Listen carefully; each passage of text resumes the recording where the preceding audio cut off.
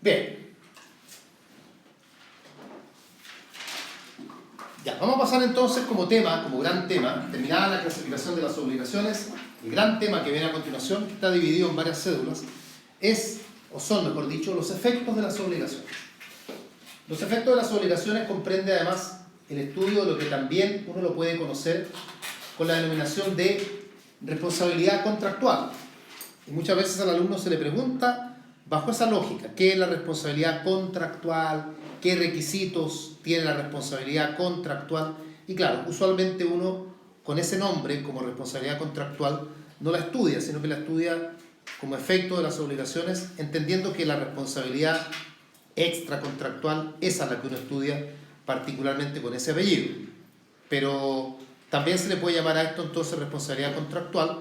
Lo hago presente para que lo sepan, digamos, si se les llega a preguntar así, que a veces se pregunta así, sepan por lo menos a qué se refiere el tema, para que no aparezca estando como tan perdido. Aparece, como les dije, un poquito disperso el tema del cedulario, pero no al principio. Al principio empieza por lo menos un poco ordenado, repite muchas cosas. Hay temas que están en una cédula pero aparecen en otra y luego en otra. Por ejemplo, por dar un ejemplo muy simple, si se fijan en la cédula número 2, aparece ahí indemnización de perjuicios contractual, requisitos de procedencia, mora y sus efectos, formas de evaluación de los perjuicios. No tiene nada de raro, está bien. Esa cédula que está en el número 2 y punto número 2 además, se repite más adelante porque está luego en la cédula un segundo.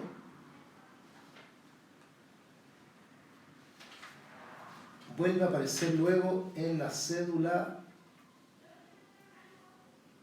41. Ahora, ¿por qué le llamo la atención de esto? Porque en la cédula 41, cuando el tema vuelve a aparecer, aparece igual, pero le agrega un tema más que es la cláusula penal. Entonces, aquí es donde uno dice, ¿por qué nuevamente nos pasa que haya dos cédulas que son iguales, pero que una tiene un tema que en la otra no está? Entonces, ¿es algo intencionado? ¿Se quiso hacer el cedulario así para que la cláusula penal estuviese allá y no estuviese acá? ¿O se les pasó aquí? ¿O qué pasó entonces? O como lo dije en un momento, el cedulario lo hicieron personas distintas, o el copiar y pegar falló. Pero el punto está en que la cláusula penal aparece aquí, pero no aparece en la otra, siendo que no cabe duda de que las dos cédulas son iguales. Si el 99% del resto de la cédula es igual. La cláusula penal vuelve a aparecer después en otra cédula. Pero ella, por último, no es tan extraño que aparezca. Y además de estas dos cédulas de indemnización de perjuicios contractual, hay otra más de indemnización de perjuicios que trata los mismos temas, pero los describe. Y de hecho, cuando veamos ese tema, vamos a ver esa cédula descrita, que asimismo vuelve a tocar los temas que están colocados acá también. Entonces, por eso les digo que aquí en esta materia nos vamos a encontrar con algo que es un poco de desorden, pero no un desorden que sea insalvable, sino que son cosas que llaman un poquito la atención. ¿Cómo vamos a partir el tema de los efectos de las obligaciones? Lo vamos a comenzar con la que aparece en la cédula número 10. Punto número 1, que es, por nombre, el derecho de prenda general. Esa es la cédula con la que le vamos a dar el punto de partida, entonces, a lo que son los efectos de las obligaciones. Derecho de prenda general. ¿Qué dice? Concepto, ejecución forzada de obligaciones de dar, hacer y no hacer, prelación de créditos, concepto y explicación de las causas de preferencia, análisis de cada tipo de créditos y el concurso especial de acreedores hipotecarios. Bien, ¿qué es el derecho de prenda general? Y esta es usualmente la manera como uno además tiende a comenzar con los efectos de las obligaciones, analizando esta institución que es, como les digo, un muy buen punto de partida para. Derecho de prenda general, llamado también hoy en día derecho de garantía general. ¿Por qué el cambio de nombre? Porque la palabra prenda tiene esta asimilación, la palabra prenda, tiene esta asimilación de vincularla con el contrato de prenda y por ende vincularla con cosas que son muebles. Y este derecho de prenda general, como lo veremos ahora, es un derecho que recae sobre todo el patrimonio o parte del patrimonio de una persona, sin distinguir entre muebles e inmuebles. Entonces se tiende a reemplazar la palabra prenda por la palabra garantía, no porque llamarla prenda esté mal realmente, sino que es para no creer que solo tiene que ver con cosas muebles. La verdad es que el código y el legislador y la doctrina emplean acá la palabra prenda en el sentido romano, que es como sinónimo de garantía. Para los romanos prenda y garantía eran lo mismo. Esa es la razón, entre paréntesis, por la cual el Código Civil, cuando define la hipoteca, dice que la hipoteca es un contrato de prenda. Y uno dice, pero qué raro que defina a la hipoteca como una prenda. Y lo hace precisamente por lo mismo, porque está queriendo decir el código ahí que se trata de una garantía. Y eso es lo que está ocurriendo acá también. ¿Cómo vamos a definir al derecho de prenda general o de garantía general? Llámenlo indistintamente. ¿Cómo lo vamos a definir? Vamos a decir que esto no tiene definición legal, ¿eh? Hay un artículo, sin embargo, que es el 2465, que es tal vez el artículo que más vamos a emplear para esto, de ahí en adelante, por decirlo así. Y vamos a decir entonces que el derecho de prenda general es aquel derecho que tiene todo acreedor,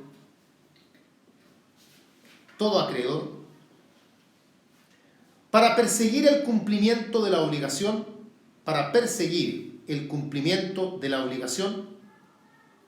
en todo el patrimonio embargable del deudor.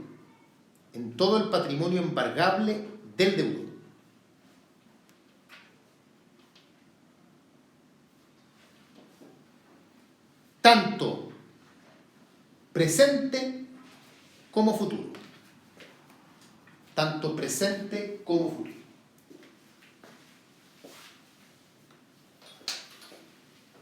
Eso como concepto. Si se aprenden otro o tienen otro anotado por ahí, como les digo otras veces, que les haga más sentido, pueden usarlo también. Acá no hay un concepto legal.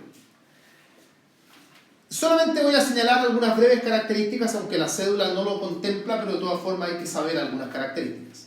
Como primera característica, y esta es bien importante, el derecho de prenda general es una institución de orden público. Por lo tanto, todo lo relacionado con el derecho de prenda general no está abierto a la modificación por la voluntad de las partes. Como que celebremos un contrato y el acreedor acceda a renunciar al derecho de garantía general, no se podría. Es una institución de orden público. Como segunda característica, también muy importante, el derecho de garantía general o derecho de prenda general lo tienen todos los acreedores, sin importar cuál sea el origen de la obligación. Esta, por lo tanto, no es una institución que sea solamente contractual. La fuente de la obligación puede ser cualquiera. Y sin embargo, el acreedor siempre tiene el derecho de garantía general. Nazca de un delito, de un cuasidelito, de un contrato, de un cuasicontrato o de la ley.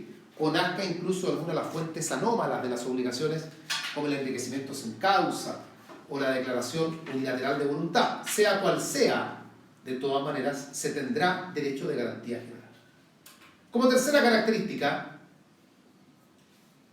este derecho de garantía general permite al acreedor perseguir los bienes del deudor, pero solamente los bienes que sean embargables.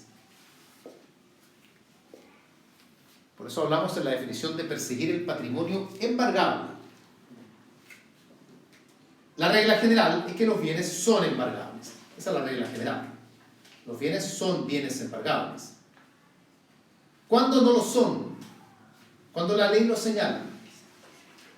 Y haciendo un poco eco de lo que comentábamos antes, el que un bien sea inembargable lo es solo porque existe un mandato legal.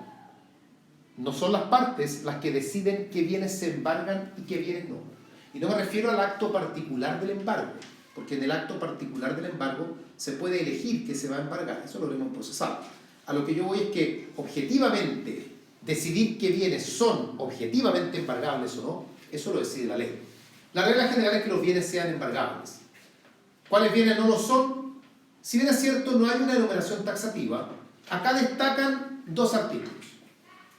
Uno se encuentra en el Código Civil, y es el artículo 1618, que señala en una enumeración cuáles son los bienes inembargables.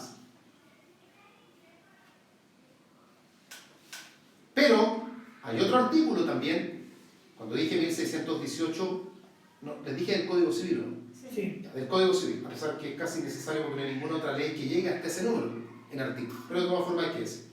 Pero hay un artículo también en el Código de Procedimientos Civil, que también señala bienes inembargables y que tiene la particularidad, en el Código de Procedimientos Civil, que tiene una numeración que es más extensa y que de alguna forma comprende prácticamente a todos los que ya estaban en el 1618 y son, o es, mejor dicho, ¿qué artículo? ¿Alguien lo recuerda? ¿No? El 445 del Código de Procedimiento Civil, que es bien largo, tiene 18 números, así que no los vamos a ver, pero recordemos algunos por si acaso. Algunos son casi de cultura general. ¿Qué bienes no se pueden embargar?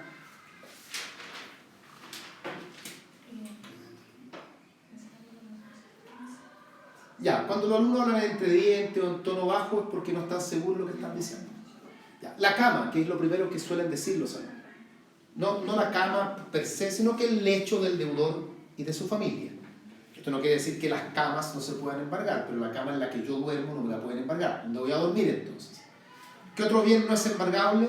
Las vestimentas habituales. ¿Sabe que vamos a entrar al closet y le vamos a embargar toda la ropa? No, pues si me tienen que dejar la ropa necesaria para que yo pueda vivir el día a día. Eso no implica que a una boutique no le puedan embargar todos los vestidos. Uno siempre recuerda también, bueno, ustedes no recuerdan nada, pero uno cree que los alumnos recuerdan los libros que se emplean para el desarrollo de la profesión, y uno lo recuerda porque dice entonces a mí como abogado no me pueden embargar mis códigos, ni me pueden embargar mis libros de doctrina ni de jurisprudencia. Y así hay una serie entonces de bienes que no son embargables. Las pensiones alimenticias forzosas, las remuneraciones hasta cierto monto tampoco son embargables. En el fondo, no se pueden embargar aquellos bienes con los cuales estaríamos privando al deudor de su subsistencia habitual. Pero todo esto siempre tiene ciertos bemoles por ahí, porque, claro, si yo lo planteo así, uno entonces diría, entonces al taxista no le pueden embargar el taxi. Se lo pueden embargar igual. Por eso lo digo, hay variables que tomar en cuenta que no las vamos a ver ahora. Pero uno puede mirar ahí el articulado para ver qué bienes son inembargables. Una última característica del derecho de garantía general es que, derivado del derecho de garantía general, surgen tres instituciones. Derivado del derecho de garantía general, surgen tres instituciones. Una, la ejecución forzada, que por algo aparece también en esta misma cédula. La vamos a ver. Dos, la prelación de créditos, que también aparece por lo mismo en esta cédula, que no hay que verla con lujo de detalle, pero algo tendremos que decir al respecto, al menos someramente. Y en tercer lugar, los derechos auxiliares del acreedor, que no aparecen en esta cédula, tienen una cédula propia, que la estoy mirando ahí, está en la cédula 11, número 1, ahí aparecen los derechos auxiliares, pero que al menos geográficamente en el código están a continuación del 2465, que es el que trata al derecho de garantía general. O sea, si bien es cierto el cedulario no da fe del vínculo que hay, el código claramente sí lo establece. ¿Por qué me interesa esto? Porque entendamos entonces que todas esas materias, ejecución forzada, prelación de créditos, derechos auxiliares del acreedor, por su vinculación que tienen con el derecho de prenda general, son entonces también instituciones de orden público. Por ende son temas donde lo que privilegia en la ley es la irrenunciabilidad. Podemos, por ejemplo, aventurándonos un poquito, podemos, por ejemplo, voluntariamente declarar créditos que tengan privilegio. No, que la ley no dice que este crédito tenga privilegio. No, pero es que en el contrato a mí me dijeron que yo era privilegiado. No se puede, eso lo determina la ley. ¿Podría en un contrato el acreedor anticipadamente renunciar a su derecho a pedir la ejecución forzada si no le cumplen la obligación? No puede. Aquí es donde yo quiero que entiendan algo que es fundamental. Que es lo último que vamos a ver hoy día, porque vamos a quedar para mañana con la ejecución forzada. Que, entre paréntesis, la ejecución forzada es un tema que aparece por lo menos en tres cédulas que tienen nombres distintos. Nosotros la vimos ya, porque aparecía en la cédula sobre las obligaciones clasificadas en cuanto al objeto. Obligaciones de dar, hacer y no hacer. Y ahí vimos la temática de la ejecución forzada en cada una de ellas. Por lo menos las nombramos. Y probablemente colocamos el ejemplo, entre otros, tal vez, de que a mí me daban la casa en arriendo y me decían que no tenía que talar un árbol, o me decían que no tenía que retirar la alfombra del dormitorio, y yo lo hacía. Y veíamos qué hacía entonces el acreedor. Si lo vimos, tenemos que haber visto un ejemplo en ese sentido. Vuelve a aparecer aquí, y nuevamente va a aparecer porque hay otra cédula que trata los efectos de las obligaciones mirados desde otra perspectiva, y vuelve a referirse a la ejecución forzada en las obligaciones de dar, de hacer y de no hacer. Por ende es un tema relevante. Entonces, no porque esta cédula esté aquí significa que el tema aparezca solamente aquí. Por eso les digo, hay que tomárselo con calma, porque hay temas que se repiten de una cédula a otra. Así que por eso hay que tener cuidado de repente con estas cédulas, que uno mira el cedulario y ve que aparecen una sola vez y se confía en ello, y después uno no se percata que, claro, aparecen en el cedulario una sola vez, pero luego aparecen en otra cédula, a veces vista con un nombre distinto, pero vuelven a aparecer. La foto la saqué, la voy a subir al grupo. Y la saqué particularmente porque quiero borrar el pizarrón, porque quiero explicar algo que es muy simple para mí, pero que a la vez es tremendamente importante. Tremendamente importante. Y que es... Déjenme subirles la foto para que no la pierdan, la foto de la pizarra. Ahí está la foto de la pizarra subida. Ahí les va a aparecer en su grupo y tendré que haberle llegado. Ya, borramos entonces. Olvídense un poquito de lo que estamos estudiando. No lo olviden para siempre. Olvídenlo como un rato. No sean tan dramáticos ni tan liberales. Ahora, en materia contractual, si el deudor no cumple con su obligación, sea cual sea, no importa el contrato, una compraventa si ustedes quieren, no se entregó la cosa, el deudor no cumplió con su obligación, ¿qué puede hacer el acreedor? Estamos retomando lo que señala el artículo 1489 del Código Civil. ¿Qué puede hacer el acreedor? Llega el acreedor a su oficina, ustedes son los abogados. Abogado, dígame qué hago, porque yo tengo un contrato, yo cumplí todo mi contrato, toda mi parte del contrato yo la cumplí, así habla la gente. La otra parte, el otro sujeto no me ha cumplido nada. ¿Qué puedo hacer? ¿Qué se puede hacer? Alternativa 1, pedir la resolución del contrato. Muy bien, esa es la alternativa 1. Pedir la resolución del contrato. Alternativa 2, pedir, respecto al contrato, la ejecución forzada. Esas son las dos alternativas. Y en cualquiera de ambos, el legislador dice que se puede además sumar a ello la indemnización de perjuicios, que no es por lo tanto un tercer camino, sino que es un derecho que va anexo a cualquiera de los dos que están señalados separadamente. Todo esto lo que describe, palabras más, palabras menos, el artículo 1489 del Código Civil. Pero, ¿uno con qué vincula el artículo 1489? Uno dice, ahí es donde está la condición resolutoria tácita, porque el artículo parte indicando, en todo contrato bilateral, va envuelta la condición que de no cumplirse por una parte de lo pactado, bla, bla, bla, bla, y luego describe. ¿Todo esto tiene que ver con la condición resolutoria tácita o no? Lo pregunto en otros términos. Yo en el contrato, ¿pueden las partes sacar la condición resolutoria tácita? Sí, porque es un elemento de la naturaleza. Si la sacamos todo esto. O sea, si sacamos la condición resolutoria tácita, ¿el acreedor quedó en la indefensión? No. Porque el artículo tiene una redacción problemática. Uno podría creer que sí. Uno podría decir, mira, todo esto emana de la condición resolutoria tácita. Pero no.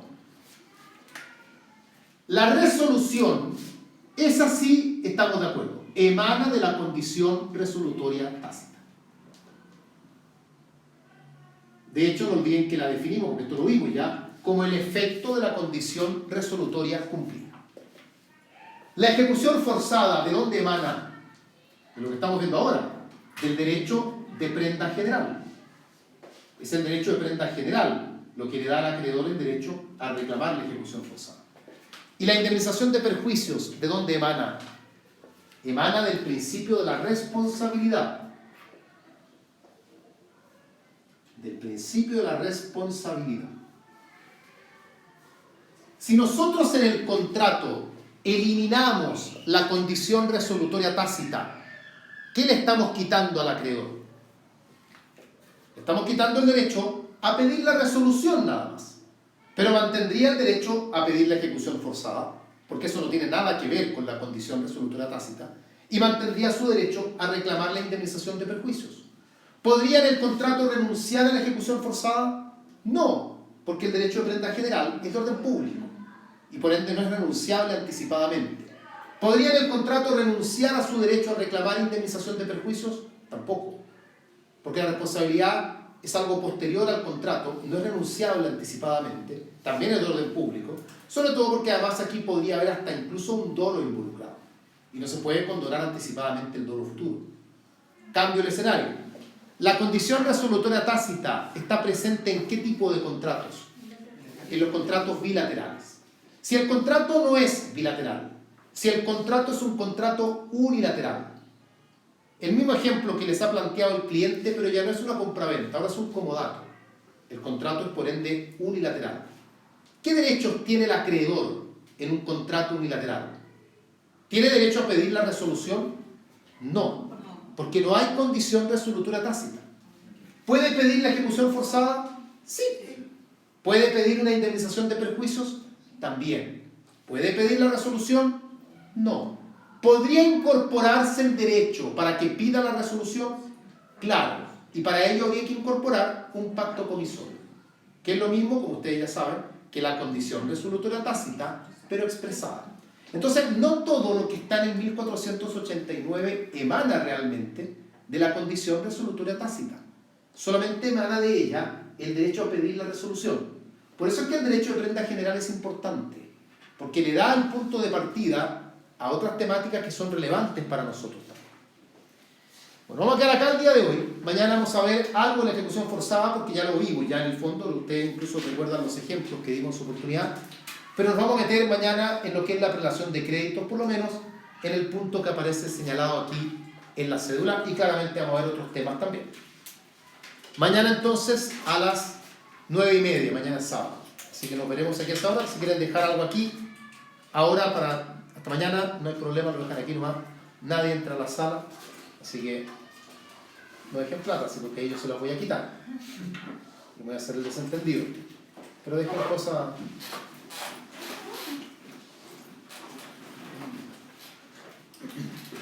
La primera parte del audio debería estar subida ya, de la clase. La segunda la vamos a subir ahora y los videos los voy a subir, creo que yo ahora mismo voy a colocarla a subir.